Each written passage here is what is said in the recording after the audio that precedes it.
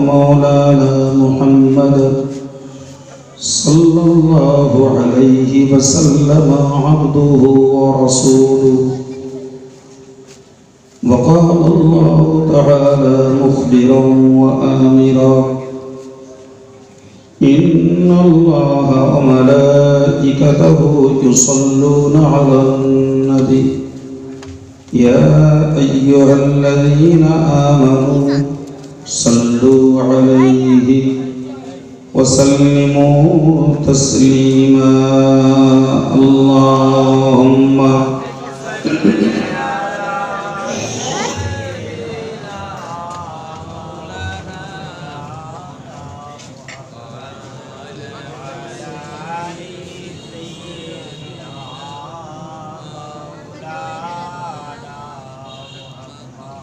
दीन मिला ईमान मिला, पढ़ने के लिए कुरान मिला, जो कुछ देने का था सब कुछ दिलवा दिया कमली वाली ने।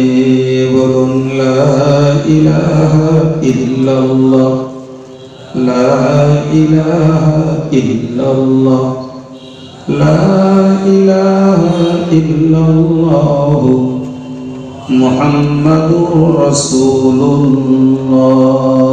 अल्लाहुम्मा सल्लि अला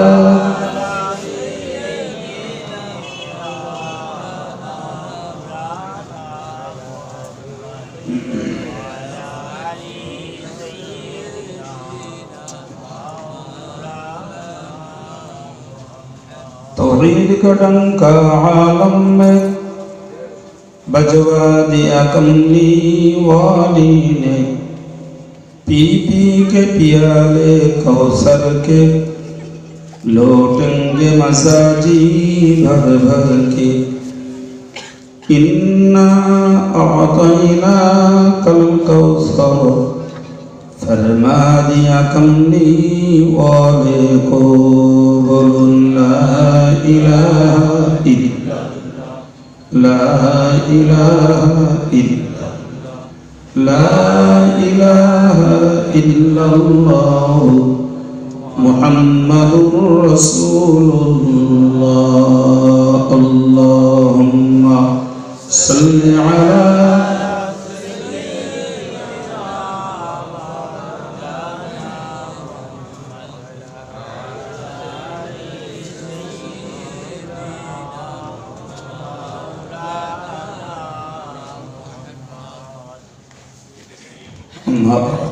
फ़अऊज़ु बिल्लाहि मिनश्शैतानिर रजीम। फ़ज़क्किर बिल क़ुरआनि मन यख़ाफ़ु वईद। सदक़ल्लाहुल अज़ीम। इस्तिग़फ़ार मस्जिदेर इमाम साहेब, मुअज्जिन साहेब, बिदायी उलामाए किराम, धैर्यशील दिनदार श्रोता मंडल, शुक्रिया आल्लाह पाकेर दरबारे যিনি তাঁর জিকিরের মজলিসে আমাদেরকে বসার তৌফিক দিয়েছেন। সকলেই বলি আলহামদুলিল্লাহ। তৎসহ রাসূল কারীমের প্রতি জানাই অন্তরের অন্তঃস্থল থেকে অগণিত দরুদ ও সালাম। সকলে বলি সাল্লাল্লাহু আলাইহি ওয়াসাল্লাম। সম্মানিত ভাইরা, অত্যন্ত নিরিবিলি মজলিস, কষ্ট করেই আপনারা বসে আছেন। যদিও রাত 10টা বাজে এবং ঠান্ডাটাও খানিকটা লাগছে বলা যায়, তবুও মজলিসের বাইরে অনেক ভাইরা এ রাত্রিতে জেগে তারা অন্য গল্প গুজবে রয়েছে। আমরা তো আলহামদুলিল্লাহ সেই একই রাতে একটু ঠান্ডা পেয়ে কিছু কোরআন হাদিসের কথা শুনবার মজলিসে বসে আছি।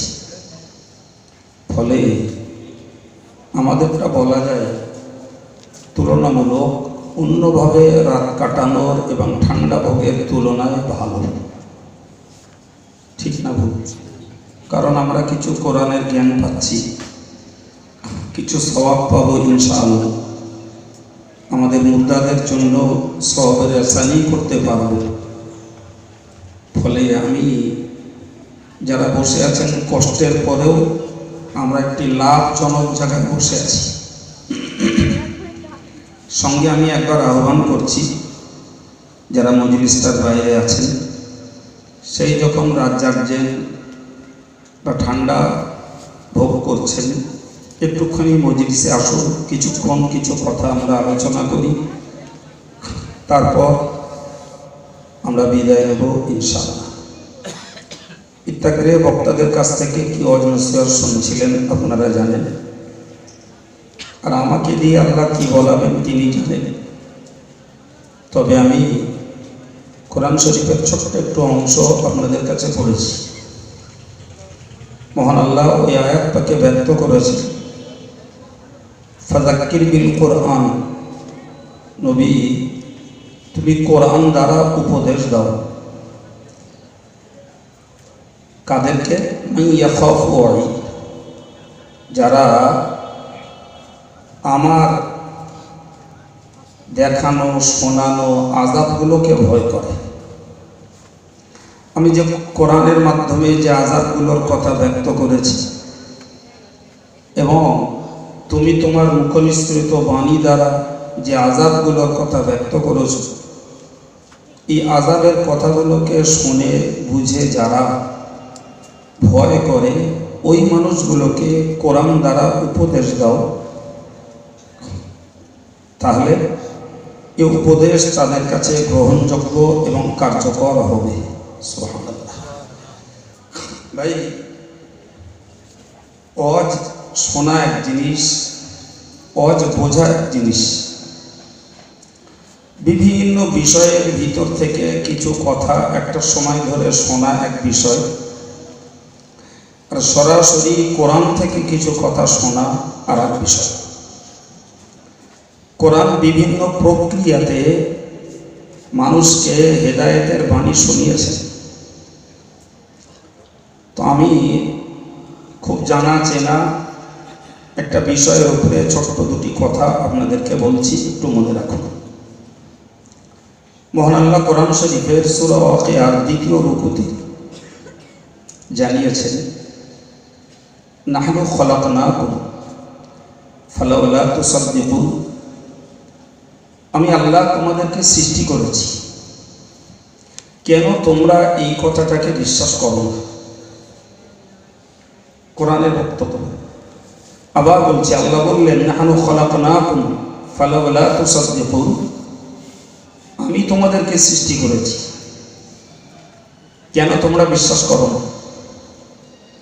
আপনি বলবেন, হুজুর আমরা তো বিশ্বাস করি। এই আমাদের এই বিশ্বাসটার দাবি আমাদের মুখে, কিন্তু বাস্তবে এটাই। অন্য ধর্মের লোকের কথা ত্যাগ করুন, বাদ দেন। খোদ মুসলিম সমাজের প্রচুর মানুষ রয়েছে যারা আব্বার ঔরসে এবং মায়ের গর্ভ থেকে দুনিয়ার নিয়ম অনুযায়ী সৃষ্টি হয়েছে বলেই তারা মনে করে আল্লাহ যে তাদেরকে সৃষ্টি করেছেন, এ কথা দিনদার মানুষ ছাড়া অন্তরে বিশ্বাস করে কোন মানুষ? মুখের বিশ্বাস আলাদা, মুখেরটা তো বিশ্বাস নয়, মুখেরটা স্বীকার। মুখ দিয়ে বিশ্বাস করা যায় না, বিশ্বাস করতে হয় অন্তর দিয়ে, আর মুখ দিয়ে স্বীকার করা যায়। কিন্তু কেউ অন্তরে বিশ্বাস করে না, মুখে স্বীকার করে। আবার কেউ মুখে স্বীকার করে না, অন্তরে বিশ্বাস করে। এই দুটো শ্রেণীর কেউই প্রকৃত ভালো নয়। ভালো ওই লোকটাই যে অন্তরেও বিশ্বাস করে, মুখেও স্বীকার করে। সুবহানাল্লাহ। কথা বোঝাতে পারলাম? কেউ অন্তরে বিশ্বাস করে, মুখ দিয়ে স্বীকার করে না, ও আল্লাহর কাছে নিরপরাধী নয়। যে লোকটা অন্তরে বিশ্বাস করে না, মুখে স্বীকার করে, সেও ভালো না। ভালো হলো, বিশ্বাস হলো ওই লোকটারই যে লোকটা অন্তরে বিশ্বাস করে এবং যথার্থ মন দিয়ে স্বীকারও করে। সুবহানাল্লাহ। তাহলে আল্লাহ আমাদের স্রষ্টা এই কথাটাকে আমাদের অন্তরে বিশ্বাস করতে হবে, মুখে স্বীকার করতে হবে। একটুকু তফসির করতে আমি আরো এগিয়ে বলছি। কোরআন বলেছে আইয়ুহান নাস, হে মানুষেরা, উবুদু রাব্বাকুম, তোমরা তোমাদের প্রভুকে, প্রতিপালককে এক বলে স্বীকার করো। তোমরা এক বলে তোমার প্রতিপালককে বিশ্বাস করো। আল্লাযী খালাকাকুম, যিনি তোমাদেরকে সৃষ্টি করেছেন, শুধু তোমাদের নয়, ওয়াল্লাযীনা মিন ক্বাবলিকুম, তোমাদের পূর্বে তোমাদের বাপ দাদা যারা ছিল তাদেরকেও তো সৃষ্টি করেছেন তিনি। সুবহানাল্লাহ। এই কথাটা শোনানোর অর্থ হলো তোমাদের বাপ দাদারা একদিন এ ধরা পৃষ্ঠে ছিল, আজকে তারা নেই, তো তাদেরকেও আমি সৃষ্টি করেছিলাম, সময় হয়েছে আমি আবার তাদেরকে ডেকে নিয়েছি। তোমাদেরকেও আমি সৃষ্টি করেছি, সময় হবে আমিও তোমাদেরকেও ডেকে নেব। তুমি পৃথিবীতে চিরস্থায়ী থাকবে, এ জাতীয় ক্ষমতার অধিকারী তুমি নও।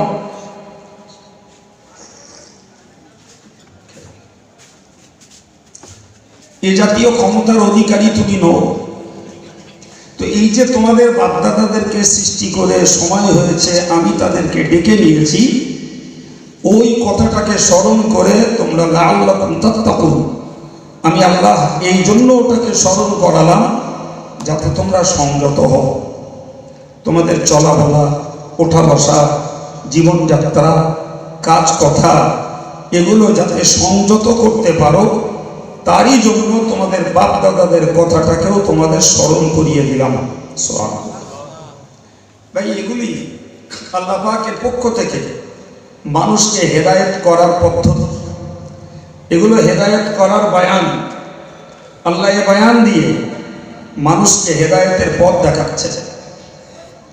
সম্মানিত ভাই, কোরআন শরীফে আল্লাহ বললেন আফারাআইতুম মা তুমনুন, আমার দিকে তাকান, নমস্ক হবেন। জানেন তো আমার অজের ধাঁচ আজন্মকালের কত লোক কত রকম ধাঁচে পাল্টেছে, আমি বলো পাল্টে যা ছিলাম তাই আছি। সুতরাং মন দেন, কোরআন শুনুন, সওয়াব পাবেন, জ্ঞান নেন, সওয়াব পাবেন।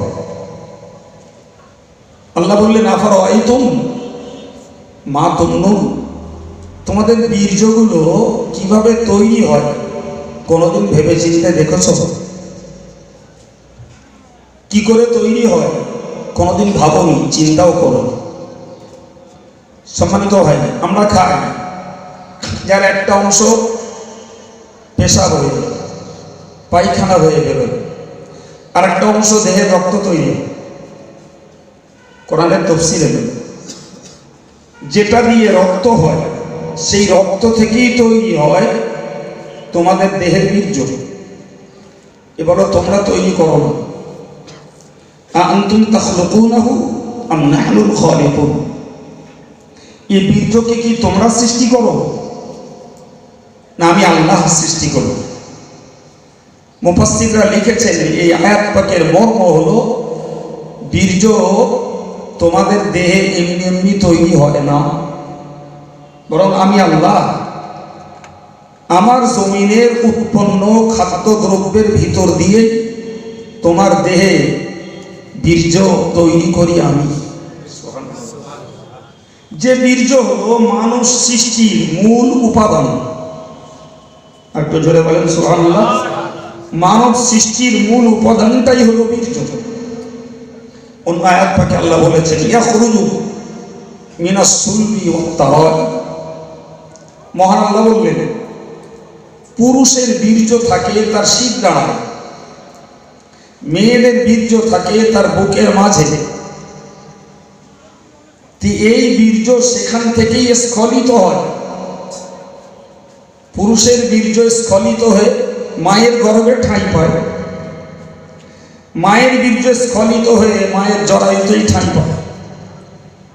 ছিল এক জায়গায়, আমি আল্লাহ সেখান থেকে ওই ল্যাবরেটরিতে, ওই কারখানায় তাকে জমায়েত করি, যে কারখানায় ফেলে তোমার মতো সুন্দর সুঠাম শুভবুদ্ধি সম্পন্ন, চলৎ শক্তি, দর্শন শক্তি সব কিছু দিয়ে তোমায় তৈরি করেছি। সুবহানাল্লাহ। এটি কিন্তু কারণ নয়।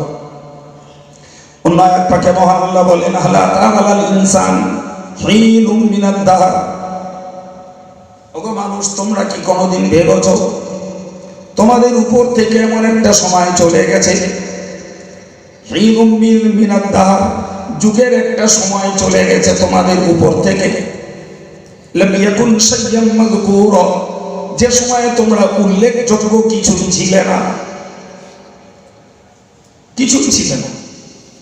তুমি খেয়েছো তো জমিনের উৎপন্ন খাবার, তা থেকে তৈরি হয়েছে তোমার দেহে ব্লাড, ব্লাড থেকে তৈরি হয়েছে তোমার দেহে বীর্য, ওই বীর্য মায়ের ল্যাবরেটরিতে ফেলে বানিয়েছি তোমার মতো সুন্দর শক্তিশালী জ্ঞানী বুদ্ধিজীবী একজন মানুষকে। কিন্তু তুমি বলো, তুমি ওই জমিনে যে ফসলটা ফলিয়েছ, এও কি তুমি? তা আল্লাহ পাক বললেন, ওকে জগৎবাসী মনে রাখো, আফারাআইতুম মা তাহরুসুন, তোমরা যে চাষ করো, ও বান্দা তোমরা কি চাষ করো?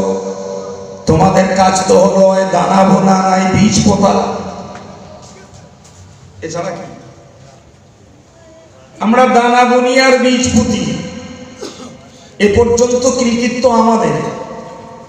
আজকে সাইন্টিফিক্যাল যে বৈজ্ঞানিক যে চাষের পদ্ধতি, তাতে সার কীটনাশক অনেক কিছু ব্যবহার হবে, কিন্তু মুরব্বীগুলো বলতে পারবে, যত পিছনে ফিরে যাবেন সার তেলের বালাই ছিল না। কথা বলেন, তখন পেলে বীজ পুত্ত অথবা দানা বুনত। আল্লাহ বলছেন, আফারাআইতুম মা তাহরুসুন, কোনদিন ভাবো তোমরা যেটাকে চাষ করো, আনতুম তাজরাউনা আম নাহনুজ জারিউন, এই ফসল তোমরা ফলাও না আমি আল্লাহ ফলাই? সুবহানাল্লাহ বলে, আর একটু জোরে বলে। তোমরা তো একটা দানা বুনে এলে, মনে করুন একটা মুসুরির দানা হলো একটা গাছ, তাতে হলো কয়েকটা শাখা প্রশাখা। লেটেস্ট দেখলাম একটা দানা দিলাম, উঠে এলো শত দানা, হাজারো দানা। সুবহানাল্লাহ বলে। তো তুমি তো বাবা দিলে তো একটা দানা বুনে, একটা বীজ পুঁতে, এককালি ধান বললাম হলো এক গোছ, সেই এক গোছ থেকে বেরোলো কয়েকটা শীষ, আবার এক এক শীষে শত দানা। চিল্লে বলেন সুবহানাল্লাহ। ঠিক না? এর একটা কৃতিত্ব কি তোমাদের? জি, কোরআন ঠিক এইভাবেই বয়ান দিয়েছে অবুঝদেরকে বোঝানোর জন্য। আমরা হয়তো যারা দিনদার, তারা অজনসিয়া শুনে শুনে কিছু বুঝে গেছি, আল্লাহ শকর, তাই একটু ধর্ম করি। কিন্তু প্রচুর মানুষ রয়েছে যারা এগুলো নিয়ে কোনো দিন ভাবেও না, শুধু মনে করে এগুলো ন্যাচারাল ল, এগুলো প্রকৃতির নিয়ম, প্রকৃতির নিয়মে চলছে। না গো বাবা, এটা প্রকৃতির নিয়ম নয়, এটা বৈজ্ঞানিক পদ্ধতি নয়, প্রকৃতিটাই আল্লাহ। সুতরাং যেটা ঘটছে ওটা আল্লাহর হুকুমেই হচ্ছে, এমনি হয় না। সম্মানিত ভাই আমার, কোরআন শুনুন, কোরআনের তাফসীর বুঝুন। মহান আল্লাহ পাক কোরআন শরীফে জানিয়েছেন, মা কানা লাকুম আন তুনবিতু শাজারাহা, তোমাদের ক্ষমতায় নাই জমিন থেকে একটা চারা তোমরা উৎপন্ন করে দেখাবে, একটা গাছ উৎপন্ন করে দেখানো তোমাদের দ্বারাই সম্ভব নয়। জি, তোমরা কি ভাবো ইলাহুম আল্লাহ, আল্লাহর সঙ্গে কি আরো কেউ শরীকদার, আরো কোনো খোদা, আরো কোনো স্রষ্টা জোড় আছে? তাও নাই, তাও নাই। তাহলে তোমরা করো না, আমি আল্লাহর সঙ্গে অন্য কোনো মাবুদ, অন্য কোনো স্রষ্টা জোড়ও নেই। তাহলে যা করি সব আমি আল্লাহ একক ইচ্ছা, একক ক্ষমতায় করি। সুবহানাল্লাহ। সেখানে না রয়েছে তোমাদের কোনো সহযোগিতা, না রয়েছে অন্যদের মানিত কোনো দেবদেবী, আলাদা কোনো খোদার কোনো সহযোগিতা। বরং একটা চারা উৎপন্ন হয় সেটাকেও আমি করি। সম্মানিত ভাইরা, কোরআন শরীফে আল্লাহ বললেন, মাসালুল লাযীনা ইউনফিকুনা আমওয়ালাহুম ফী সাবিলিল্লাহ কামাসালি হাববাতিন আমবাতাত সাবআ সানাবিলা ফী কুল্লি সুনবুলাতিন মিয়াতু হাব্বা। সুবহানাল্লাহ। আমার আল্লাহ বললেন, মাসালুল লাযীনা ইউনফিকুনা আমওয়ালাহুম ফী সাবিলিল্লাহ, ওই লোকগুলোর উদাহরণ যারা আল্লাহর রাস্তায় দান করে। ওই লোকগুলোর উদাহরণ, ওই পুরুষ ওই মহিলাদের উদাহরণ যারা আল্লাহর রাস্তায় দান করে। কামাসালি হাববাতিন আমবাতাত সাবআ সানাবিল, যেমন একটা দানা তোমরা জমিনে বনো, ওই জমিন দানা থেকে যে গাছটা তৈরি হয় তাতে হয় 7টা শীষ। ফী কুল্লি সুনবুলাতিন মিয়াতু হাব্বা, আর প্রত্যেকটা শীষে রয়েছে 100 করে দানা। চিল্লে বলুন সুবহানাল্লাহ। প্রত্যেকটা শীষে রয়েছে কটা দানা? 100। শীষ কটা বলেছি বাবু? 7টা। তাহলে 7 গুণিতক 100 মানে 100 গুণিতক 7 মানে, তোমরা গুনে এলে তো একটা, তোমরা গুনে এলে কটা? একটা। এই 700টা কি তোমার সারের জন্য, তোমার তেলের জন্য, না বৈজ্ঞানিক প্রক্রিয়ায় পানি সেচার জন্য, নাকি সরকারি কোনো পদ্ধতি অবলম্বনের জন্য? একটিও নয়। ওই জন্য আল্লাহ বলেছেন, আনতুম তাজরাউনাহু আম নাহনুজ জারিউন। ওগো আল্লাহর বান্দা, তোমরা মনে রাখো, চাষটা তোমরা করো কিন্তু ফসলটা তোমরা ফলাও না। জমিনটা ভিন তোমরা করো, দানাটা তোমরা বনো, সারটা তোমরা দাও, কীটনাশকটা তোমরা ব্যবহার করো, পানির প্রয়োজন হলে কৃত্রিম উপায়ে পানি সেচনটা তোমাদের কাজ, কিন্তু এক দানা থেকে 700 দানা তৈরি করা ওটা তো আমার কাজ। ভাই, এসবগুলো কোরআনের বয়ান, কোরআনের বর্ণনা। অনেকটা বর্ণনা আল্লাহ এরকম দিয়েছেন, জি, দিয়ে শেষ বেলায় এতটুকু নসিহত করেছেন আল্লাহ, বাকিগুলো জ্ঞান, বাকিগুলো শুনলে সওয়াব, বাকিগুলো এই যাগুলো বলছে কি শুনলে সওয়াব আছে না নাই? একদম নির্যাস কোরআন, এই আদবের সঙ্গে বিনয়ের সঙ্গে ধৈর্য ধরে শুনলেই সওয়াব, এবং ওই সঙ্গে জ্ঞান। সম্মানিত ভাইরা আমার, মনে রেখে দিন, আমি আপনাকে জিজ্ঞাসা করছি আবার। আল্লাহ বললেন, বান্দা তুই তো চাষটা দেখলি, কিন্তু তোর কি করে সৃষ্টি হলো সেটা তুই দেখিস নাই। দেখেছি?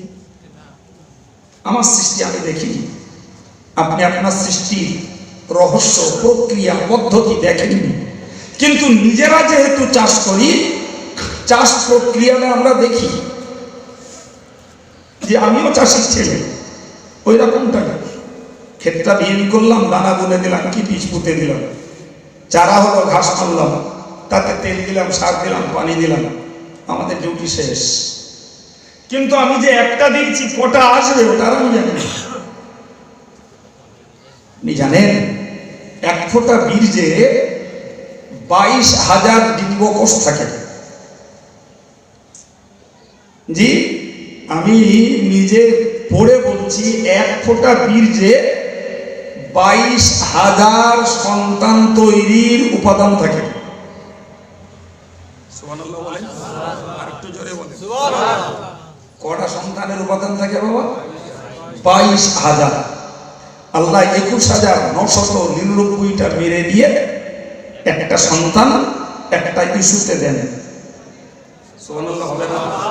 আবার কাউকে বা 21,998টা মেরে দিয়ে 2টো দেন, কাউকে বা হয়তো 21,997টা মেরে দিয়ে 3টে দেন। গত কবছর আগে দেখছিলাম জাপানের একটা হসপিটালে একটা মায়ের বাচ্চা হয়েছে এট এ টাইমে 19টা। সারা পৃথিবী তোলপাড় হলো, 19টা বাচ্চা হয়েছে। যখন খবরটাকে ফ্ল্যাশ করেছে তখনও 19টা বাচ্চা বেঁচে আছে। আমরা তো 2টো হলি মাথা খারাপ, 3টে হলি হয়তো ব্রেন আউট হয়ে যাবে। আমরা সাধারণত দেখি এট এ টাইমে 2টো বাচ্চা, যাদের আমরা বলি যমজ। তাই বলি না, এট এ টাইমে একটা ইস্যুতে একজন গর্ভবতীর বাচ্চা হয়েছে 19টা। আমি আপনাকে বোঝাতে চাইছি, ভালো করে মনে রাখুন, এক ফোঁটা বীর্যে বাচ্চার ডিম্বকোষ থাকে 22,000, 21,999টাকে আল্লাহ ধ্বংস করে দিয়ে একটা ডিম্বকোষ থেকে অধিকাংশ মায়েদেরকে একটা করে সন্তান আল্লাহ একটা ইস্যুতে দান করেন। জি ভাই, আমি তো টুকু দেখি কোরআন শরীফের অন্য আয়াত পাকে মহান আল্লাহ বলেছেন, ওয়ালাকাদ খালাকনাল ইনসানা মিন সুলালাতিন মিন তিন। ও বান্দা, তোমরা মনে রাখো, আমি আল্লাহ মানুষকে তৈরি করেছি মাটির সার অংশ থেকে। কি থেকে?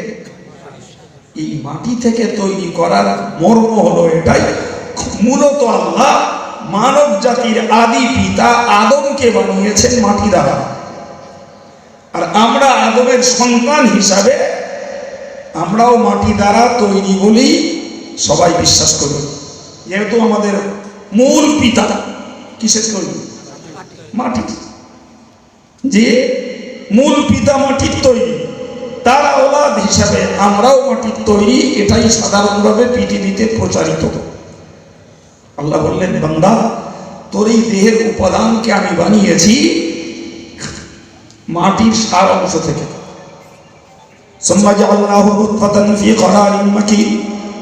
এরপরে সেই মাটি দ্বারাতে আমি আল্লাহ বানিয়েছি এক ফোঁটা বীর্য, যেটা একটা সুরক্ষিত জায়গায় রেখে দিয়েছি।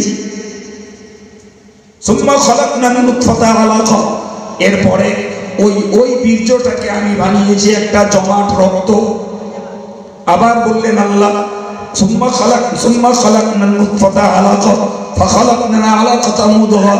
আমি আল্লাহ ওই জমাট রক্তটাকে বানিয়েছি একটা গোশতের টুকরা। কোরআন শরীফে আল্লাহ এগুলো কেন শেখালেন?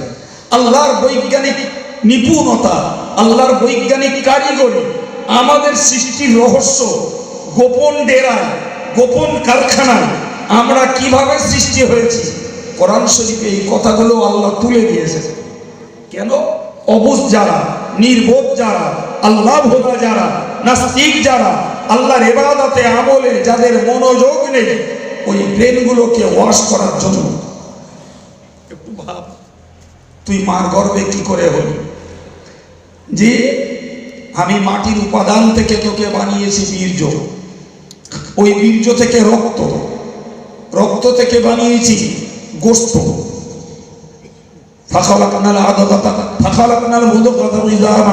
এরপরে ওই গোশত থেকে উৎপন্ন করেছি তোর দেহের হাড়। আবার বলছে, ওগো বান্দা, তুমি মনে রাখো, আমি আল্লাহ তোমাকে জানিয়ে দিলাম, আবার ওই গোশতের উপরে আমি আল্লাহ পাক গোশতের পর্দা আবার লাগিয়ে দিয়েছি।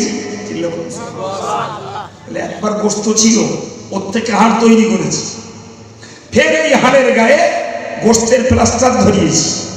আল্লাহু আকবার।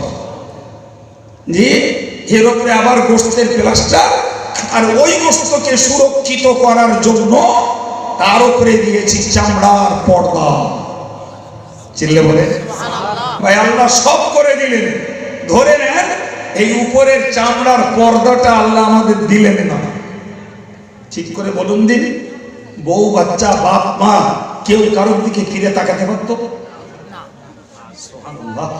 তাহলে এই যে পর্দাটা, এই যে চামড়াটা লাগিয়েছে, এটা পর্দা। বিশ্বাস করুন, এই পর্দাটা ছাড়া যদি, যাকে এক কথায় বলা যায়, ছালটা যদি তুলে ফেলে যায়, তাহলে গদগদে রক্ত আর গোশতের এই বিকট রূপ কোন মানুষ চোখে দেখতে পারত না। ঠিক না ভুল? এই পর্দাটাও বিরাট মূল্যবান। সম্মানিত ভাইরা আমার, ভালো করে মনে রাখুন, আমি আপনাকে বলবো, পর্দা ছাড়া কারোর সৌন্দর্য রক্ষা পায় না। ঠিক না ভুল? গাছের গায়ে যদি ছাল না থাকতো, ও গাছ দেখতে ভালো লাগতো না।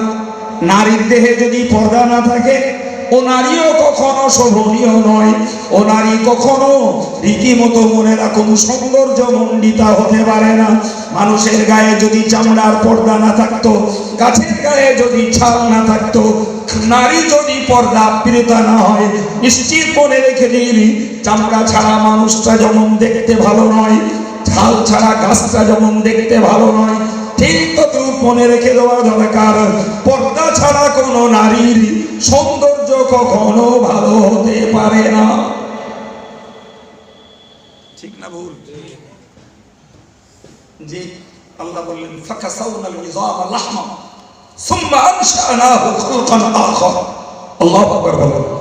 আমার আল্লাহ বললেন সুম্মা আনশানাহু খালকান আখার। ও বান্দা, এরপরে তো একটা নবরূপে তোকে আমি আল্লাহ সৃষ্টি করেছি। জোরে বলুন, কোথায় ছিল মাটি, করলাম বীর্য, তা থেকে রক্ত, তা থেকে গোস্ত, তা থেকে তৈরি করেছি তোর গায়ে হাড়, হাড়ের উপরে ফের গোস্ত, ওই গোস্তের উপরে লাগিয়েছি চামড়ার পর্দা, তবেই তো হয়েছিস একটা সুন্দর সৃষ্টি।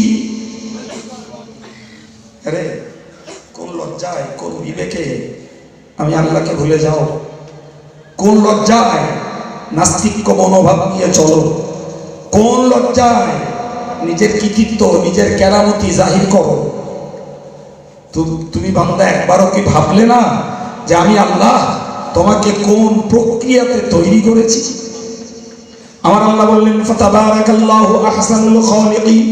ও বান্দা, তুমি মনে রাখো ওই আল্লাহ বরকতময়, ওই আল্লাহ বরকতময় আহসানুল খালিকিন, যিনি হবেন সবথেকে সুন্দর সৃষ্টিকারী,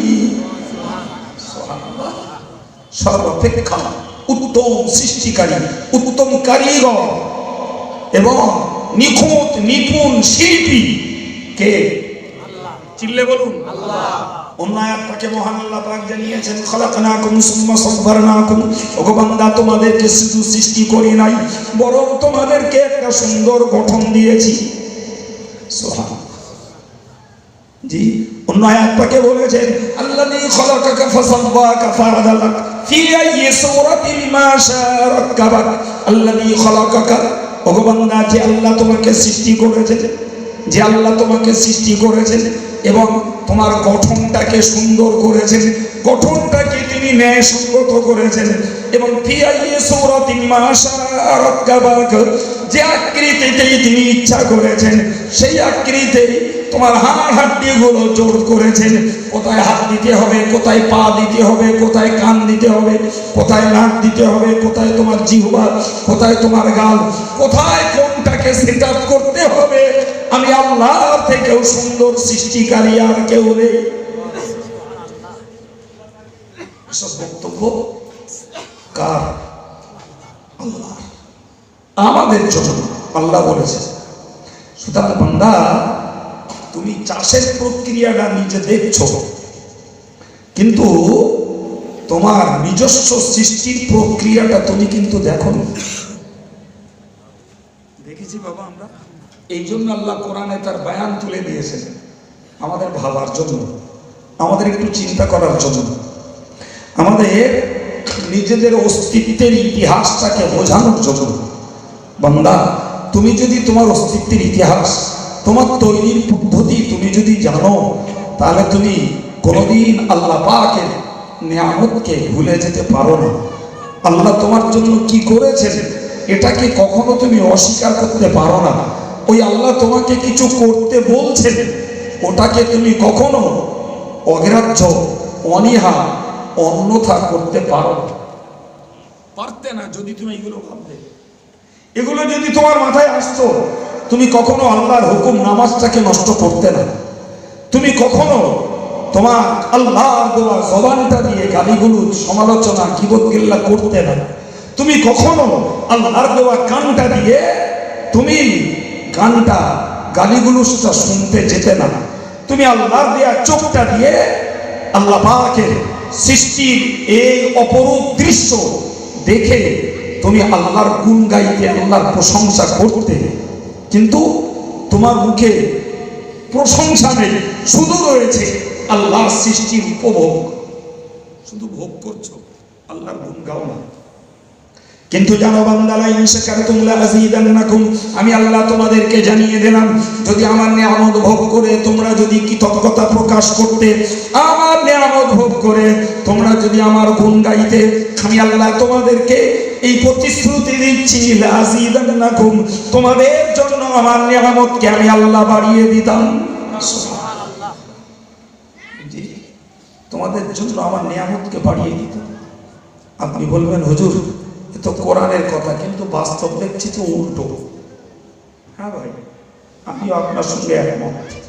কি সেটা ভাই? প্রচুর মানুষ রয়েছে যেমন অমুসলিম তেমন একদল মুসলিম, যারা আল্লাহর নিয়ামতের কৃতজ্ঞতা মোটেই প্রকাশ করে না, অথচ দিনের পর দিন তাদের জমির পরিমাণ, তাদের গাড়ি, তাদের আরো সৌন্দর্যমণ্ডিত ঝিকঝাক বাড়ি, তাদের লাইফ স্টাইল সব যেন উন্নত, অথচ উল্টো দিকে যারা নামাজ পড়ে, যারা সুবহানাল্লাহ পড়ে, যারা আলহামদুলিল্লাহ পড়ে, যারা আল্লাহর গুণ গায়, যারা আল্লাহর প্রশংসা করে, তুলনামূলক ওদের তুলনায় এরা যেন গরিব, এদের যেন হাহা খাকা যায় না, এদের যেন রোগ ব্যাধি ব্যায়াম পিড়ে পাত ছাড়ে না।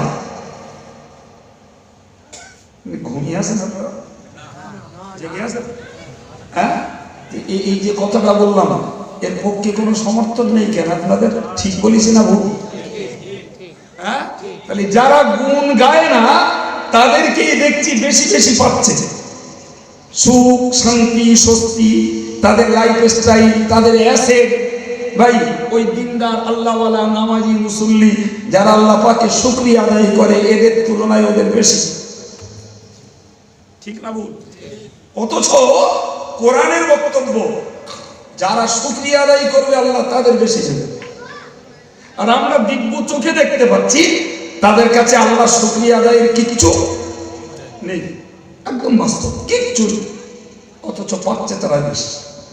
সম্মানিত ভাইরা আমার, ভালো করে মনে রাখুন, প্রিয় নবী সাল্লাল্লাহু আলাইহি ওয়াসাল্লাম তিনি তো মক্কার একটা রিক্ত দৈন্য নিঃস্ব মানুষ, যার খাওয়ার সংস্থা নেই, পড়ার সংস্থা নেই, নিজের পরিবারটার ভরণ পোষণের মতো পার্থিব সম্পদ তার কাছে নেই, অথচ তিনি 100% আল্লাহ পাকের দেওয়া ডিউটি পালন করতে পৃথিবীতে এসেছেন। সুবহানাল্লাহ। তিনি এসেছেন কলেমার দাওয়াত দিতে, আল্লাহর একত্ববাদের প্রচার করতে, তিনি পৃথিবীতে এসেছেন কোরআন প্রচার করতে, তিনি এসেছেন দ্বীনের দাওয়াত দিতে, তিনি এসেছেন মানুষদেরকে জাহান্নাম থেকে বাঁচিয়ে জান্নাতের পথ দেখাতে। একবার চিল্লিয়ে বলুন সুবহানাল্লাহ। এবং সেটা তার শুধু নিজের চিন্তার পরিকল্পনা নয়, ওটা তার নিজের কর্মসূচি নয়, ওটা তো আল্লাহর দেওয়া কর্মসূচি আর আল্লাহর দেওয়া ডিউটি। ঠিক না ভুল? ঠিক। অথচ সেই নবীর খাওয়া হয় না, সেই নবীর ভালো পোশাক নেই, ভালো বাড়ি নেই, নিজের পরিবারের মানুষগুলো দুবেলা তো মুঠো জোটে না। আম্মা জান আয়েশা বলেছেন, আমাদের এমনও দিন গেছে যে সারাদিন দুটো কালো জিনিসেই আমরা দিন অতিবাহিত করেছি।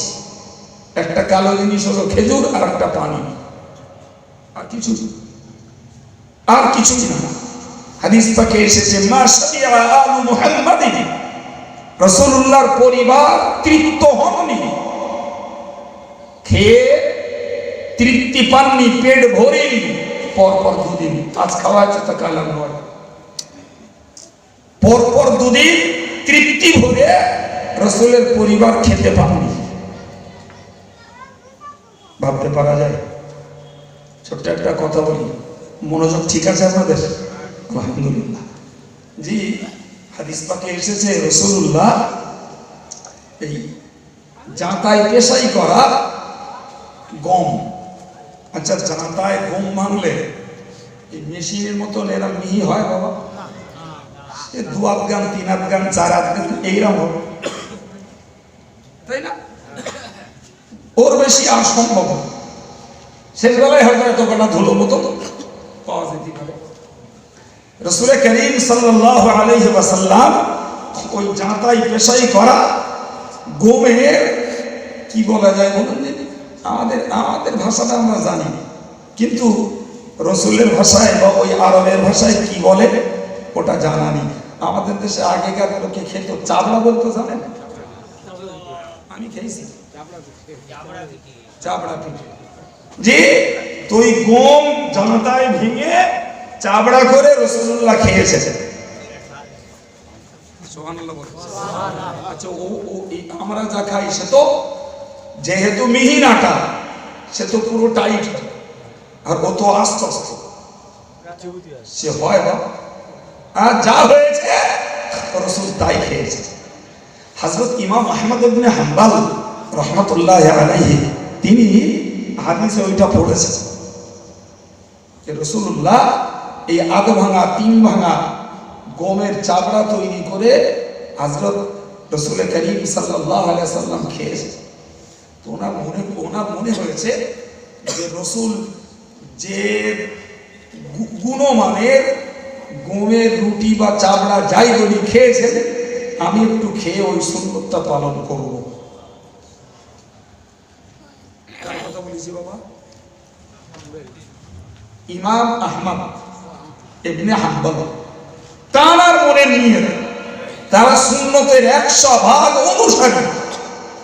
তো যত সুন্নত রয়েছে আলহামদুলিল্লাহ তাদের জীবনে কোনো সুন্নত পালন বাদ যায়নি।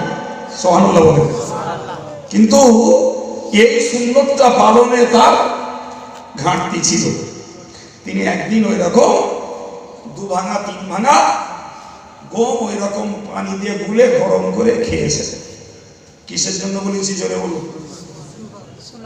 সুন্নত আদায়ের জন্য।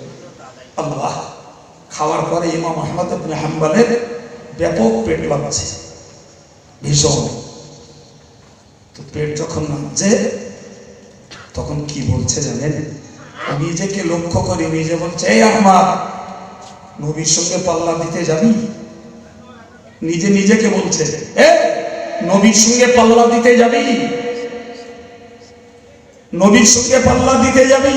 তো কত বড় সাহস এরা যে নবী যে জিনিস খেয়ে হজম করেছে তুই তাই খেয়ে হজম করবি? ভোগ এইবার নিজে। আল্লাহু আকবার। আমি কথাটাকে বললাম এই জন্য যে তেনার চিন্তা ছিল নবীর সুন্নতটা একটু পালন করা। আল্লাহর হুকুম হজম হয়নি, কিন্তু নিজেকে বলছে রাসূল যে হজম করে তুই করবি, তো সাহস কি এরা? সম্মানিত ভাইরা আমার, আমি আপনাকে বোঝাতে চাইছি শুধু এই কথাটাই, বিশ্বনবী মুহাম্মদুর রাসূলুল্লাহ সাল্লাল্লাহু আলাইহি ওয়াসাল্লাম এই খাবারটাকেও তিনি ভক্ষণ করেছেন, এটাও খেয়েছেন। ভাই, আমি কি বোঝাতে যে কথা বললাম ভুলে যাইনি, আলহামদুলিল্লাহ মনে আছে। আমি বোঝাচ্ছিলাম যারা আল্লাহ শুকরিয়া আদায় করে না, আমরা যেন দেখছি এ যুগে তারাই সুখী, তারাই নেতা, তারাই দাদা, তাদের জমি জায়গা বেশি, তাদের চাকরি বেশি, ব্যবসা বাণিজ্য উন্নত, তাদের বাড়ি ঘর খুব স্টাইলের। পক্ষান্তরে যারা আল্লাহ আল্লাহ করে, যারা শুকরিয়া আদায় করে, যারা সুবহানাল্লাহ আলহামদুলিল্লাহ পড়ে, তাদেরই যেন অভাব ছাড়ে না। মাথায় ঢোকাতে পারলাম? সম্মানিত ভাইরা আমার, মহান আল্লাহ কোরআন শরীফে জানিয়েছেন, লা ইয়াগুররান্নাকা তাকাল্লুবুল্লাযীনা কাফারু ফিল বিলাদ মাতাউন কলিল। ওগো আমার নবী, খবরদার ওই মক্কার কাফের বেঈমান বেদী মুশরিকদের মক্কার মাটিতে দাপটানো, তাদের দাদাগিরি আর নেতৃত্ব, তাদের মাতব্বরি, তাদের সুখ স্বচ্ছন্দতা, তাদের খাবার দাবার, তাদের পোশাক পরিচ্ছদ, তাদের উন্নত জীবনযাপন, খবরদার তুমি জানো এইগুলোকে দেখে জানো তুমি ধোকা খেও না। ওইগুলোকে দেখে জানো তোমার মনটা দুর্বল না হয় নবী। ওগুলো দেখে তুমি দুর্বল হয়ে তোমার মনটা যেন ধোকা না খায়। তুমি যেন মন খারাপ করো না যে ওরা আল্লাহ তোমার বিরোধী আল্লাহ, ওরা তোমার বিরোধী, তাও তুমি ওদের অত দিচ্ছ। কথা মনে হবে না? হবে এই কথা বলে আমাদেরও মনে হওয়া স্বাভাবিক। জি, সমাজ যদি একটা যাত্রা সুৎকর থাকে না, দেখবেন ওর রোগ বেড়াবনি, আর দিনের পর দিন আঙুল খুলে কলা গাজাচ্ছে। আর একটা আল্লাহওয়ালারাও খেটে বিবি বাচ্চা কটা নিয়ে দুটো ডাল ভাত খাবে, তাও স্বস্তি নেই। আজকে এটা নিয়ে ডাক্তারখানায়, কালকে ওটা নিয়ে ডাক্তারখানায়, কালকে ওটা জেনে পাচ্ছে, পরশু দিন ওটা সেন্সলেস হয়ে পড়ে রয়েছে, বউটা নিয়ে পড়ে দিলে যাচ্ছে, ডায়রিয়া হয়েছে, এর লেগেই আছে। ভুল না ঠিক? আল্লাহ বললেন নবী, ওদের সুখ, ওদের শান্তি, ওদের মাতব্বরি, ওদের দাদাগিরি, ওদের নেতৃত্ব, ওসব দেখে মন ভেঙো না নবী। ওদের ব্যাপারটা আলাদা, ওদের ব্যাপারটা আলাদা। কি সেটা? ওরা চেয়েছে শুধু দুনিয়ার সুখ, ওরা চেয়েছে শুধু দুনিয়ার মজা, দুনিয়ার খাওয়া পড়া, দুনিয়ার নেতৃত্ব আর মাতব্বরি। এই কটা দিনের জন্য আমি ওদের দিছি। কদিন মানে? কটা দিন মানে কি? বলেন কটা দিন মানে কি? হ্যাঁ, ঠিক বুঝেছে। ঠিক, দুনিয়ায় যে কদিন থাকবে। কটা দিন মানে পরকালের তুলনায় নিশ্চিত এটা কটা দিন। পরকালের হিসাব তো আমরা অনেকে জানি না ভাই, কোনো হিসাব দেওয়াও নেই, দেওয়াই নেই। তবে শায়েখ আব্দুল হক মুহাদ্দিস দেহলভী রহমাতুল্লাহ আলাইহি তিনি একটা উদাহরণস্বরূপ একটা কথা লিখেছে। কথাটা কোনো প্রমাণ দেওয়ার জন্য লেখেনি, আমাদেরকে বোঝানোর জন্য লিখেছে। শুনবেন লেখাটা কি? শুনলে একটা সেন্স হবে, একটা জ্ঞান হবে, একটা আন্দাজ করা যাবে। তিনি তার একটা বইতে লিখেছেন যে পরকালের সময়টা কতদিন, বোঝানোর জন্য তিনি লিখেছেন, মনে করো এই দুনিয়া ভরা সরিষার দানা। কিসের দানা? এক বস্তা না, দু বস্তা না, একটা গোডাউন না, দুটো গোডাউন না, টোটাল দুনিয়া ভরা কিসের দানা? সরিষার দানা। তো হযরত শেখ হুজুর লিখেছেন যে সারা পৃথিবী ভরা যদি সরিষার দানা হয়, আর একটা পাখিকে যদি বলা হয় তুমি 1000 বছর পর পর একটা করে দানা এই দুনিয়ার মাঠে টেনে আর একটা এরকম মাঠ তোমার দেওয়া হবে, তুমি নিয়ে যাও, কত বছর পর পর? 1000 বছর পর পর। তো তিনি লিখছে যদি একটা পাখি 1000 বছর পর পর একটা করে দানা এই মাঠে নিয়ে আর এক মাঠে নিয়ে যায়, এ মাঠের সব দানা বয়ে নিয়ে যাওয়া হয়ে যাবে, পরকালের সময় শেষ হবে না।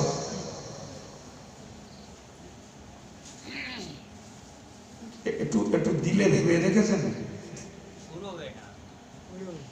হ্যাঁ, সম্মানিত ভাইরা আমার, আমার আল্লাহ এই জন্যই বলেছেন মাতাউন খলিল।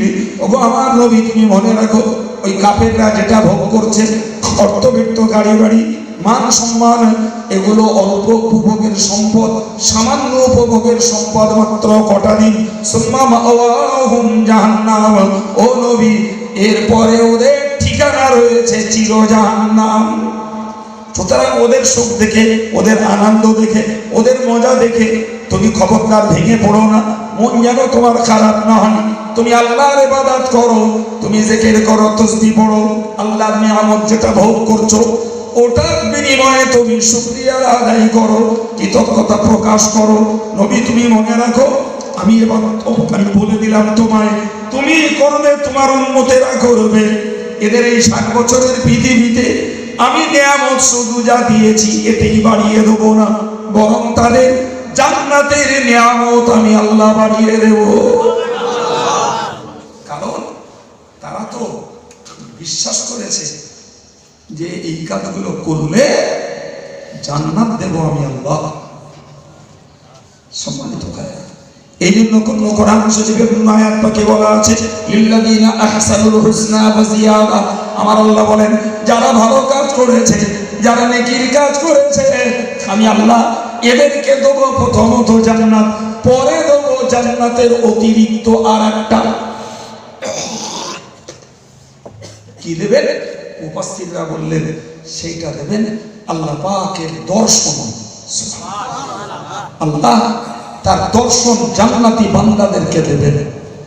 সুবহানাল্লাহ, যে দর্শন মুসা নবী দেখতে চেয়ে আল্লাহর নূরের তাজাল্লিতে পাহাড় চূর্ণ বিচূর্ণ হলো, মুসা নবী অজ্ঞান হলেন। এই দর্শন যখন জান্নাতীদেরকে আল্লাহ কিয়ামতের দিনে দেবে, বান্দারা এক বাক্যে বলে উঠবে, আল্লাহ জান্নাত চাই না, শুধু চাই তোমাকে দেখতে। একটু মন খুলে বলে ভাই, কি আকর্ষণ রয়েছে আল্লাহ পাকের সেই দিদারে, আল্লাহর দর্শনে। জি, সেটি এই হাদিস থেকে বুঝতে পারা যায় যে আল্লাহ জান্নাত চাই না, চাই তোমার দর্শন।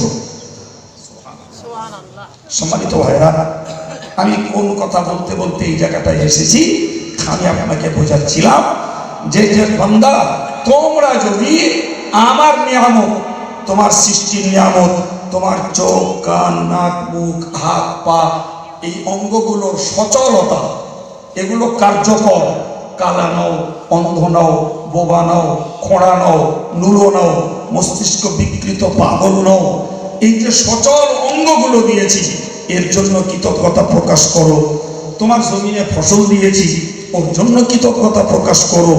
তোমাকে আমি সুখী জীবন দিয়েছি, এতে যদি কৃতজ্ঞতা প্রকাশ করো, তোমার জন্য আমি আল্লাহ আমার নিয়ামতকে বাড়িয়ে দেব।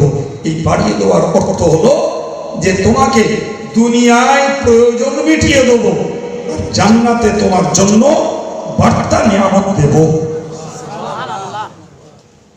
ধৈর্যের পরিচয় দিতে হবে, কিন্তু সাবধান হয়ে যাও, ওয়ালা ইন কাফারতুম ইন্না আযাবি লাশাদীদ। ও বান্দা বান্দি, সাবধান হয়ে যাও, আমার কোন নিয়ামতকে যদি অস্বীকার করো, আমার নিয়ামতের প্রতি যদি অস্বীকার করো, আমার নিয়ামতকে যদি ইনকার করো, যাকে আমরা বাংলার দেশে বলি বিশ্বাসঘাতকতা করো। এই বিশ্বাসঘাতক আছে না নেই? খায় একজনের গায়ে আর একজনের, এরই তো বাংলায় বলে বিশ্বাসঘাতক। কেউ যদি কারোর কাছ থেকে উপকার পেয়ে যদি ভুলে যায়, জি, আমরা বাংলার লোকে একটা নাম মুখস্থ করে রেখেছি, সেটা হলো মির্জাফর। হ্যাঁ না বলেন, দুম করে তারে বলি, তোর মতন মির্জাফর আর দেখি বলি না বাবা। হ্যাঁ, তার মানে কি, মির্জাফর খেয়েছে নবাবের, গেয়েছে ইংরেজের, এই তো কেস।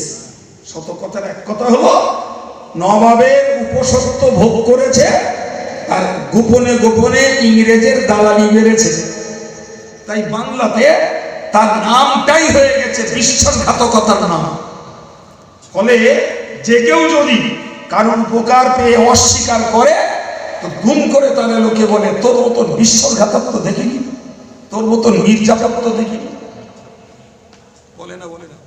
আজকের যদি অন্তত সেনসিটিভ সজাগ মানুষগুলো এই কথাটা ভাবতো, আরে ভাই, একটা মানুষের সামান্য উপকার আর একটা মানুষ করতে পারে, কিরকম, দুটো পয়সা দরকার, হয়তো ধার দিয়েছে, কিংবা গরিব মানুষকে হয়তো কিছু পয়সা দানই করেছে আর নেবে না, কিংবা কেউ রুগী, তাকে নিয়ে হয়তো যোগাযোগ করে একটা হসপিটালাইজড করেছে, কি এরকম কিছু উপকার সাধারণভাবে আমাদের সমাজে একে অপরে আমরা করে থাকি, বা একে অপরের প্রয়োজনও হয়, ঠিক না ভুল?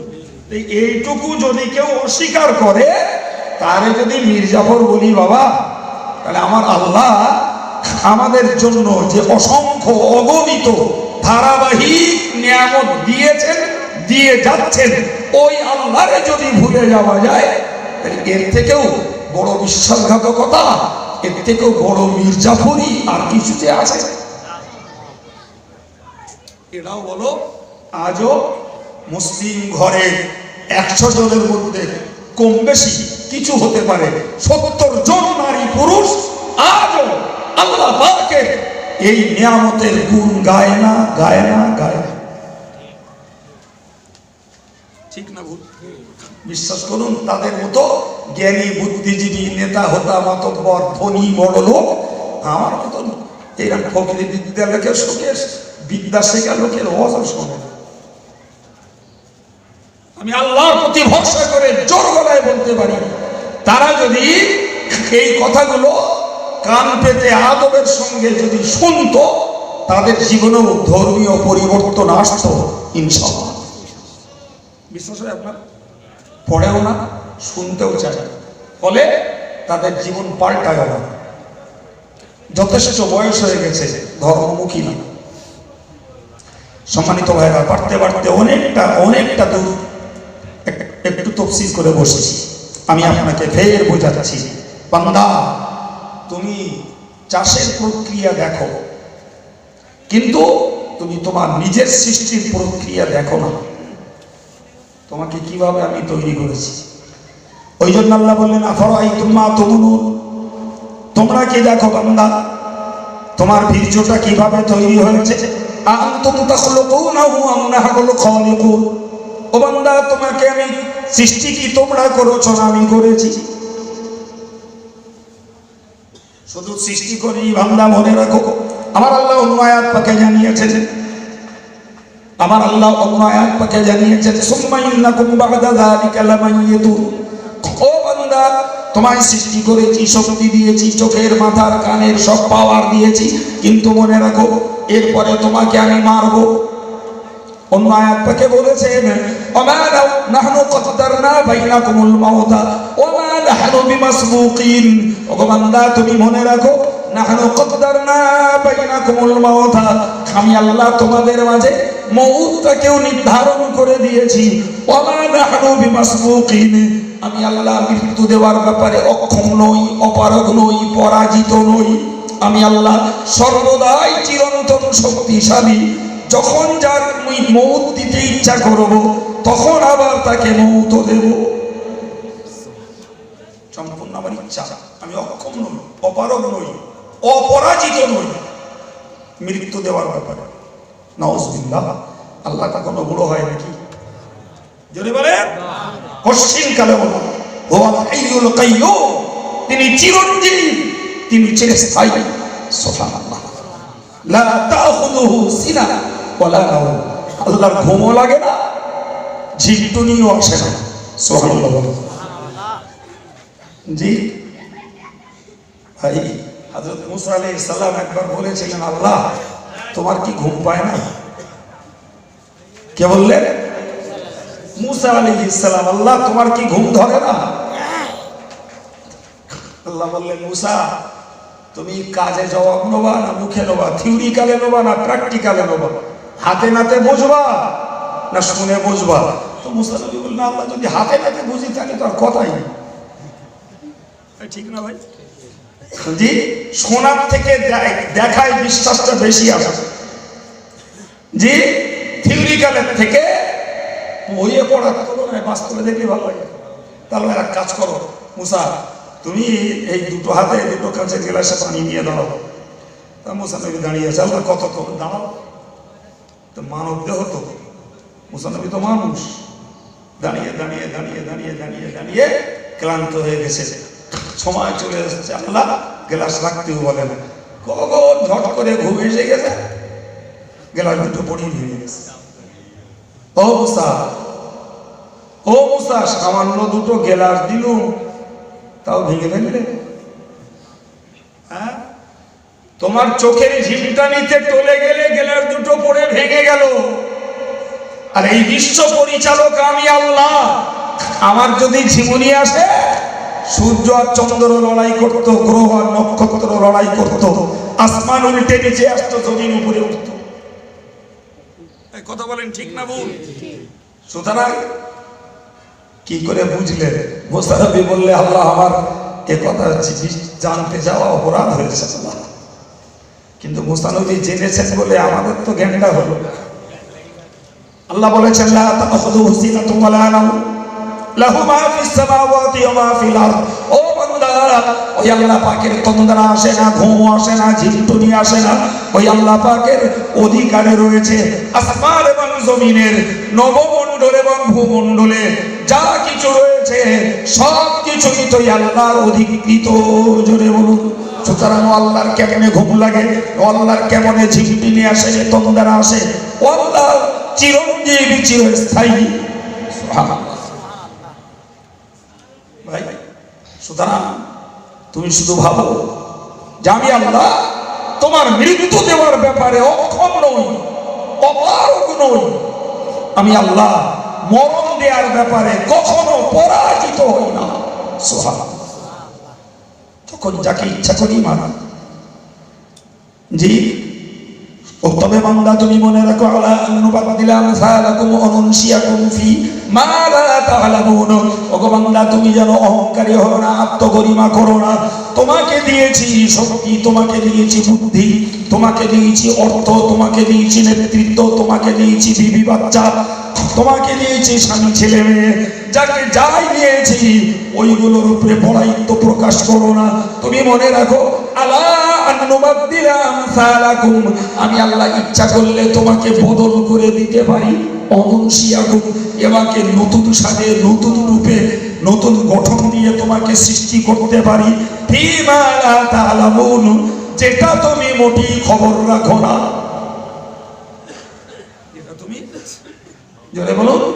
আরে বাবা, আমরা মানুষ হয়েছি, আল্লাহ পাকের কাছে দরখাস্ত করে নয় যে আল্লাহ আমাকে মানুষ বানাও, এ আপিল করে তো মানুষ হয়েছি।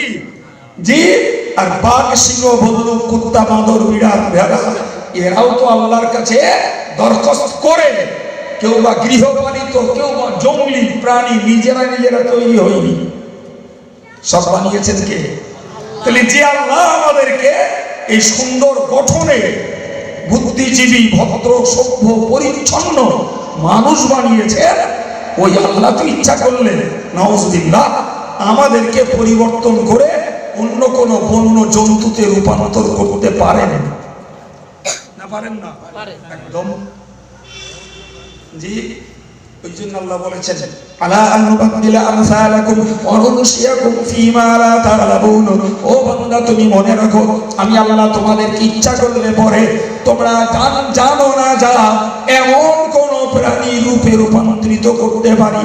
এই জন্যই তো প্রিয় নবী সাল্লাল্লাহু আলাইহি ওয়াসাল্লাম হাদিস শরীফে বলেছেন, আখিরি জামানার মানুষেরা কেউ বা বাঁদরে রূপান্তরিত হবে, কেউ বা শূকরে রূপান্তরিত হবে।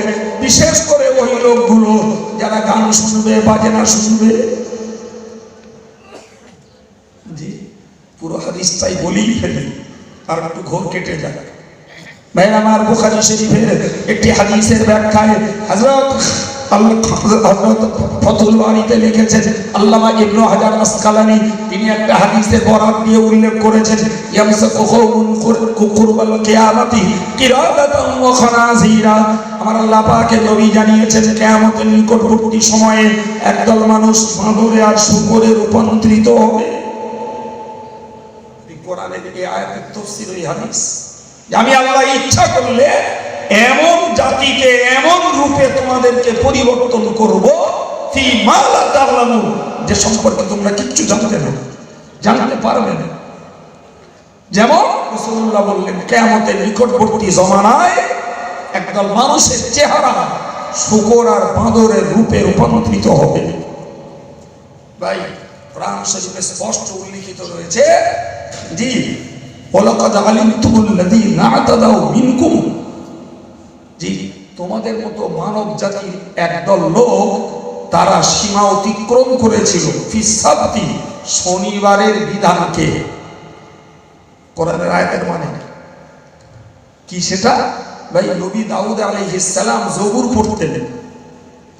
জি, তো নবী দাউদের জবুর পড়ার সঙ্গে কোরআন বলেছে, জি, স্পষ্টত, ওয়ালাকাদ আতাইনা দাউদা মিন্না ফাদলান, আমি আল্লাহ দাউদকে দিয়েছি আমার করুণা, দাউদকে দিয়েছি আমার করুণা, দাউদকে দিয়েছি আমি অতিরিক্ত রহমত।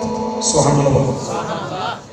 ভাই, দাউদ যখন জবুর পড়তেন, আল্লাহ পাক পাহাড়গুলোকে বলতেন, ইয়া জিবালু আউবিবি মাহু ওয়াত-তাইর, ও পাহাড়ের দল, তোরা দাউদের সঙ্গে পড়, দাউদের সঙ্গে পড়। পাখিদেরকে বলতেন, তোরা দাউদের সঙ্গে পড়। একবার চিল্লে বলা যাবে না সুবহানাল্লাহ? ইয়া জিবালু আউবিবি মাহু ওয়াত-তাইর, ওগো পাহাড়ের দল, ও পাখির দল, তোরাও আমার দাউদের সঙ্গে কণ্ঠে কণ্ঠ মেলা। প্রিয় ভাই, তুমি নাও নবী দাউদ, জি, জবুর পড়তেন তিনি শনিবারের দিনে। তো নদীর পাশে জঙ্গলে তিনি জঙ্গলে জবুর পড়তেন। নদীর মাছগুলো ওই নবী দাউদের সুমধুর ইলহামে, সুমধুর কণ্ঠে জবুর শুনতে চলে আসতো সব নদীর কিনারায় বড় বড় মাছগুলো। তা দাউদ নবীর জাতি দেখলো সুবর্ণ সুযোগ, এই গভীর সাগরে মাছ ধরা সম্ভব না, জবর শুনতে আসলে এদেরকে ধরা খুবই সহজ, খুবই সহজ। ভাই তোরা করলো কি, জবর শুনতে আসা মাছগুলোকে ধরতো। আল্লাহ ওই জন্যই বলেছিলেন, ওগো তোমরা এই শনিবারে মাছগুলোকে ধরো না, কারণ ওদিন ওরা আসে আমার কালাম শুনতে। সুবহানাল্লাহ।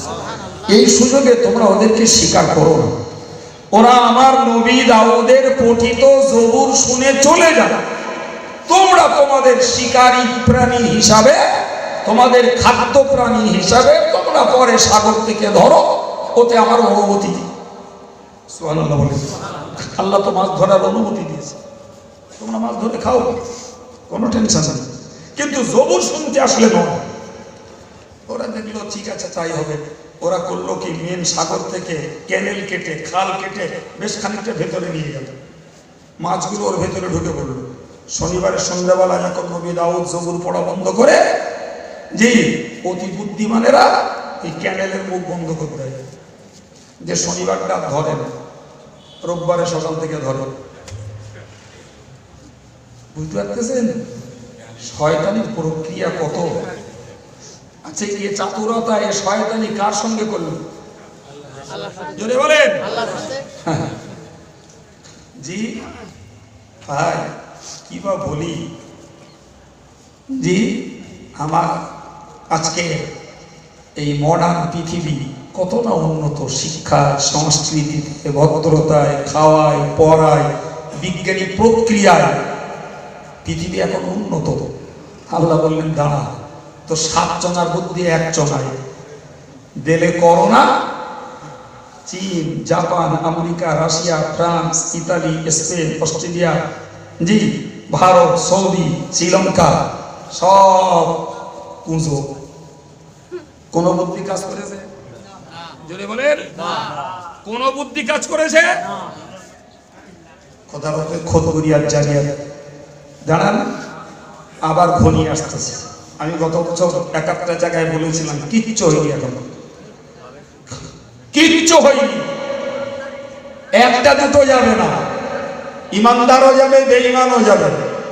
ঝড় উঠলি সবার গায়ে লাগবে। জি ইমানদার মরে জান্নাতে যাবে, বেঈমান মরে জাহান্নামে যাবে। জি 2020 লকডাউনের জ্বালা, লকডাউনের ঘাটতি এখনো পূরণ হয়নি, আবার হয়তো হবে, আবার হবে। আজকে কি বার? আবার কি বার? শনিবার। সোমবার পর্যন্ত আসতে দেন, দেখেন কি হয়। আগে ছিল করোনা, এখন এসছে ওমিক্রন। করোনার থেকেও 23 গুণ তার পাওয়ার বেশি।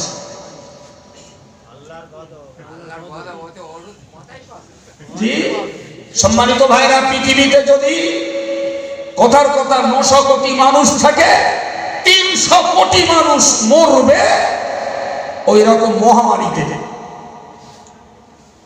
চালাকি মারার কাজ আজকে যা চালাকি বাড়ছে, তো ইহুদিরা করুক, অন্য কমিউনিটি করুক, খ্রিস্টান করুক, বৌদ্ধরা করুক, দুঃখ তো আমার জাতটাকে নিয়ে এরাও সেই চালাকির মাস্টার তৈরি হয়েছে। কথা বলেন না কেন? হ্যাঁ, এরাও যথারীতি জেনাবে বিচারে, তাসে জুয়ায়, মদে মত্ত, গানে মত্ত, জুয়ায় মত্ত, মেলায় মত্ত, খেলায় মত্ত, সুতরাং বাদ যাওয়ার কোনো লাইন। এরা কারা? এরা তো আমাদের ভাই, ভাইপো, চাচাতো ভাই, ভাগনা, ভাইজি, এরাই আমাদের মেয়ে, বোন, খালাতো বোন, মামাতো বোন, সব তো আমাদের সঙ্গে ব্লাড হেরিডিটি, রক্তের সঙ্গে বিজড়িত। কথা বলেন না কেন? দেরি কথা। সম্মানিত ভাইরা আমার, দাউদ নবীর কওমেরা চাতুরতা করলো আল্লাহর সঙ্গে। শনিবারের মাছগুলোকে ক্যানেলে আটকে দিয়ে রোববারে ধরলো। আল্লাহ নবী দাউদকে বললেন, নবী দাউদ ওদেরকে বলো এক কথায়, আগে বলেছিলেন শনিবারে মাছ ধরো না, চালাকি করে রোববারে ধরতে লাগলো। আল্লাহ এক কথা বললেন, জবুর শুনতে আসা মাছগুলোকে ধরা হবে না। ওরা শুনতে এসছে, ফিরে চলে যাক, তারপরে তোমরা ধরো। ওরা বললো, ও দাও তোমার খোদার কটা কথা মানবো, আগে একটা মেনিসি আবার আগেরটা মেনিস মানে কি শনিবারে ধরিনি। জি, আমার আল্লাহ নবী দাউদকে বললেন, নবী দাউদ ওদেরকে বলে দাও ওরা আমার সঙ্গে চাতুরতা করেছে, সুতরাং ওদের উপরে খোদা, ওদের উপরে আমার গজব আসবে। ওরা ও কথা বিশ্বাস করিনি।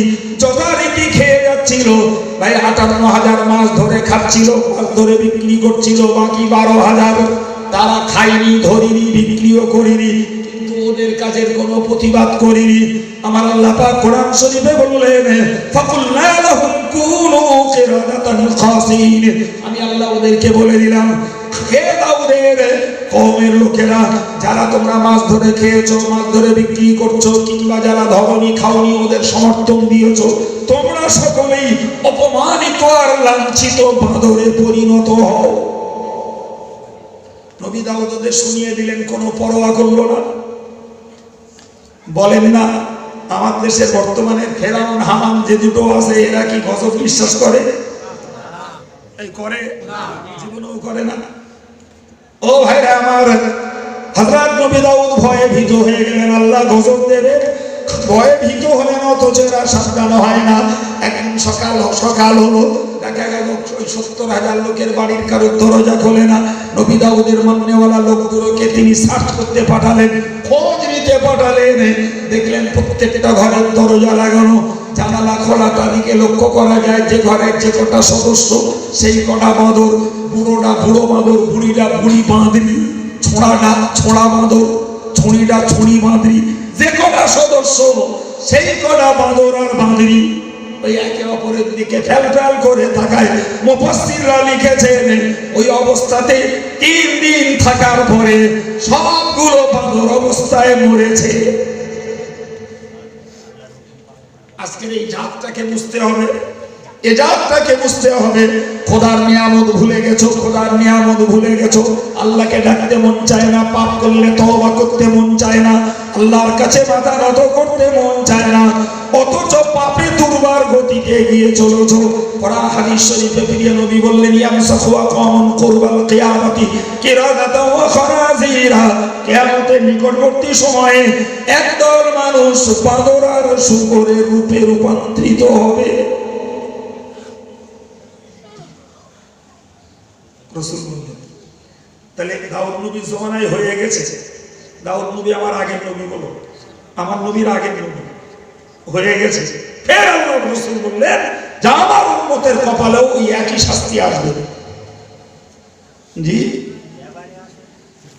কিরাদাতাও ওয়া খানাজির, শুকর হবে, বদর হবে।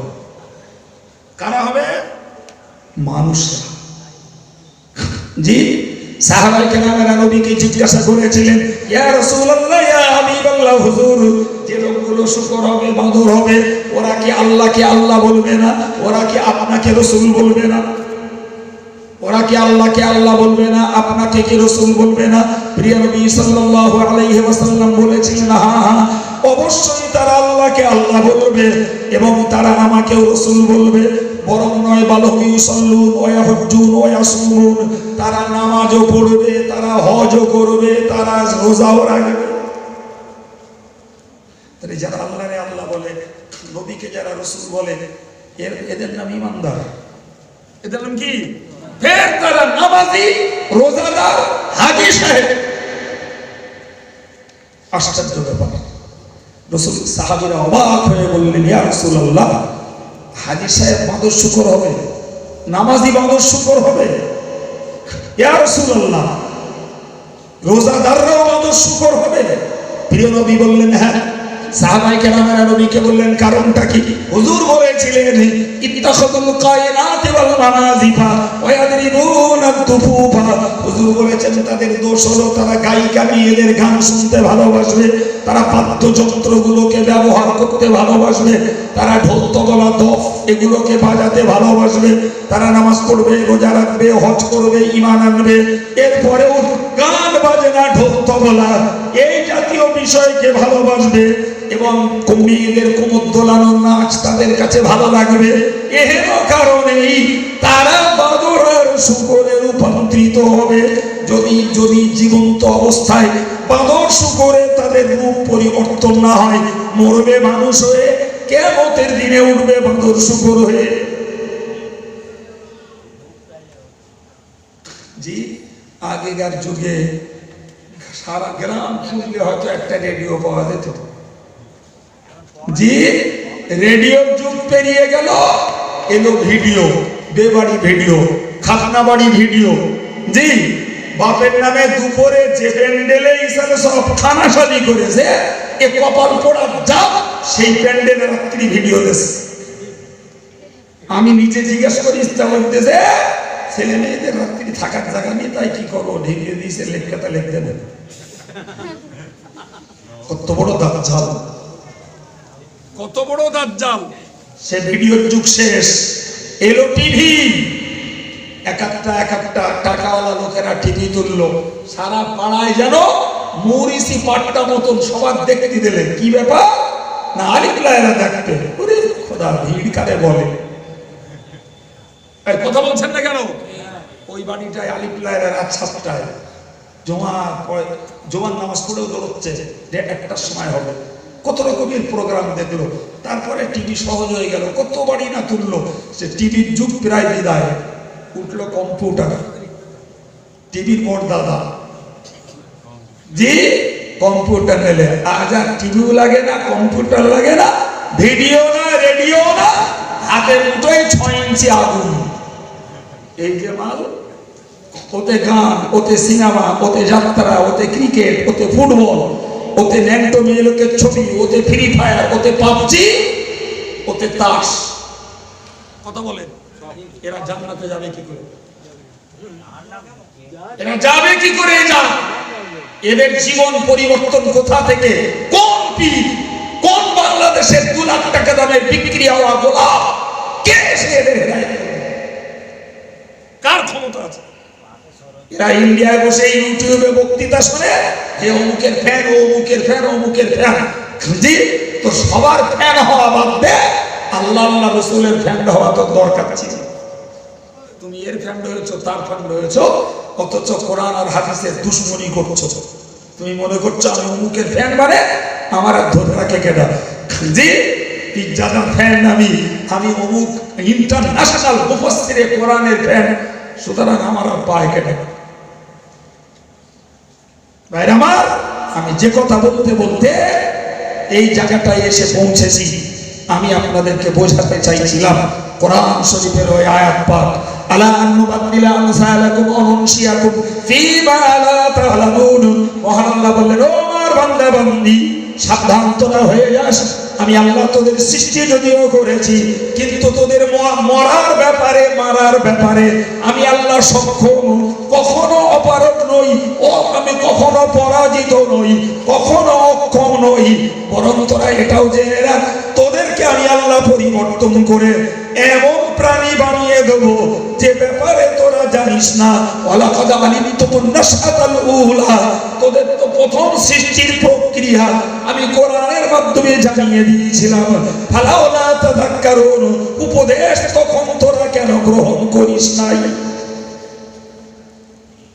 ইচ্ছা করলে তো তোদের প্রথম সৃষ্টির প্রক্রিয়া, জন্ম পদ্ধতি তোদের বানিয়েছি, কান, চোখ, নাক, মুখ, সব কথা আমি তোদেরকে শুনিয়ে দিয়েছিলাম। তাহলে ওইগুলো শুনেই তো তোরা আমার উপদেশ গ্রহণ করতে পারতিস।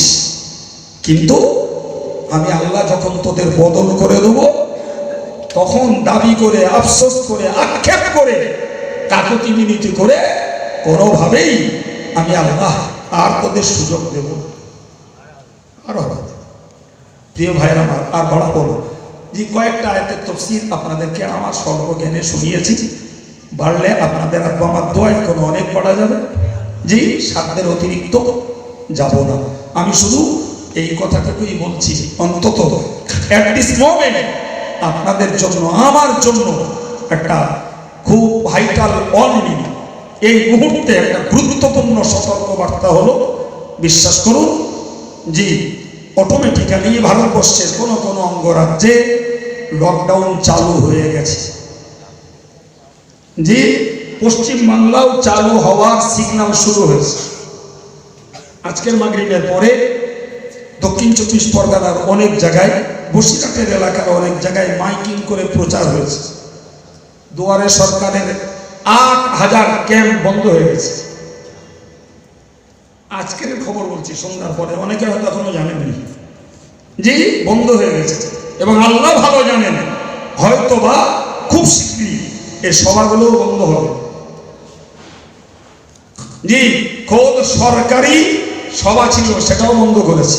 তার মানে সিগন্যাল এগুলো বন্ধ হতে পারে। স্কুল পুনরায় বন্ধ হতে পারে। জি, এখন ভাই হারগিজ স্কুল বন্ধ করে, সভা বন্ধ করে, সোশ্যাল ডিস্টেন্স বজায় রেখে ওই ওমিক্রন থেকেও বাঁচা যাবে না, করোনা থেকেও বাঁচা যাবে না। জি, আর মরণ আমার আপনার করোনায় আছে না, ওমিক্রনে আছে না, সাধারণ মৃত্যু আছে তাও জানি না। অন্তত পক্ষে মুসলিম যুব সমাজ, যুবতী সমাজ, মুরব্বী যারা, আমরা অন্তত তার আগে ভাগে একটু তওবা ইস্তেগফার পড়তে থাকি, আর টোটালটাই আল্লাহর উপরে অর্পণ করি। একটাই কথা, আল্লাহ তুমি মরণ যখন দেবে ঠেকাতে কেউ পারবো না, তোমার কাছে মিনতি, অন্তত ঈমান আমল সহ তুমি মরণটা দিও। অন্তত এই মুহূর্তে অন্য কোন জাতি কোনোভাবে সাবধান না হোক। আমার মুসলমান ভাই বোনেদের কাছে আমার এতটুকু আন্তরিক নিবেদন, বিশ্বাস করুন, সোশ্যাল ডিস্টেন্স বজায় রেখে আর গরুর মতন ফুঁসি পরে, জি, আর ঘন ঘন স্যানিটাইজ করে কিচ্ছু হয় না। আগের বারে 2020-তে সারা পৃথিবী মিলে 1 কোটি লক্ষ মানুষ মরেছে। তা আমি যা পরিসংখ্যান করে দেখেছি, জি, এই 1 কোটির ঊর্ধ্বে যে লক্ষ মরেছে অতটা মুসলমানও মরেনি। বেশি মরেছে যারা বেশি খুশি করেছে, কাঁচের ঘেরা ঘরে থেকেছে, ওই 10 হাত দূরেতে রোগীর সঙ্গে কথা বলেছে, বুঝতে পারেননি? জি, ওরাই বেশি মরেছে। এই কথা বলেন সত্যি না মিথ্যা? জি, আর আমরা তো আইনের চাপে সরকারি সিস্টেম মেনেছি, মেডিকেল সায়েন্সের পদ্ধতি, স্বাস্থ্য বিজ্ঞানীদের পদ্ধতি মেনেছি, দেশে বাস করি। ফলে জি, সরকার যখন এই মুহূর্তে ওই ব্যবস্থা নিয়েছে, না মানলে হব আমরা রাজদ্রোহী, সরকারদ্রোহী, মানবতার শত্রু। অতএব বাবা, বাইরে বেরিয়ে একটু ঠুসি পরিয়ে বেরিয়ে কেন লোকের কাছে কথা শুনতে যাব? কেন পুলিশের তালা খাবো? এই কথা বুঝতে পারেননি? কিন্তু বিশ্বাস রাখতে হবে যে খুশি করে বাঁচা যাবে না, হাত ঘন ঘন দিয়ে বাঁচা যাবে না। জি, 6 ফুট যায় নাকি হাসির গতি। একবার হেসেছে তাতে 60,000 টাকার মাল ফেলে গেছে। আমি থাকতাম কুড়িয়ে ফকি মিসকিনি দিয়ে দিত, কিচ্ছু হয়নি করলে বাড়ি। জি ভাই আমার, তো আমি আপনাকে বোঝাতে চাইছি এসব কিচ্ছু হয় না বাবা। লোকে বলে সাবধানের মার নেই, আর আমি ওইটা উল্টে বলি মারির সাবধানতা নেই। কথা বলে, আল্লাহ যদি মারে তুই বাংকারের নিচে থাকবি, আজরাইল ওকে ছিনিয়ে আনবে। আর আল্লাহ যদি না মারে, 16 দিন 9 মাসে বাচ্চা পড়ে রয়েছে 3 তলা বিল্ডিং এর ধ্বংসস্তূপের নিচে, 16 দিন পরে জ্যান্ত চাঙ্গা বাচ্চা পুলিশ তুলেছে। ক্ষমতা কার? আল্লাহ। সুতরাং সেই জাত আমরা। ফলে সরকারি নিয়ম মানব, তবে আল্লাহর প্রতি আস্থা হারিয়ে নয়। আল্লাহর প্রতি দৃঢ় আস্থাটা রাখবো, স্যানিটাইজ করব, মাস্ক ব্যবহার করব, ডিস্টেন্স বজায় রেখে চলব। জি, পরের কাছে গাল আর পুলিশের কাছে তাড়া খাতি রাজি। বিশ্বাস রাখবো, জি, আল্লাহ এটা শুধু সরকারি সিস্টেম মানতে, তুমি মানলে কিছু করার নেই, তুমি রাখলে কারণ কিছু করার নেই। আল্লাহ যদি মারো, ঈমান আমল সহ। প্রিয় ভাইরা আমার, সন্ধ্যা থেকে কি অনসিয়াত শুনেছেন আপনারা ভালো জানেন, আমি শুনিনি। জি, এসে শুনছিলাম আমার আগের বক্তাটা আম্মা জান খাদিজার জীবনী বলছিল, কতটা কি বলেছে তারা জানেন। আল্লাহ আমার মাথায় যা জুগিয়েছে একটানা, জি, এই একদম 1.5 ঘন্টা আপনাদেরকে আমি আমার কথা আপনাদের কাছে পরিবেশন করেছি। আল্লাহ আমাকে আপনাদেরকে সবাইকে সঠিক বুঝ দেন, আল্লাহর হুকুমের গোলামি করার। এবং সব থেকে ভয়ঙ্কর কথা হলো যে এই ভয়ঙ্কর মুহূর্তে আমাদের একটু বেশি করে আল্লাহমুখ হওয়ার তৌফিক দেন, বলুন আমিন। আসুন প্রিয় নবীর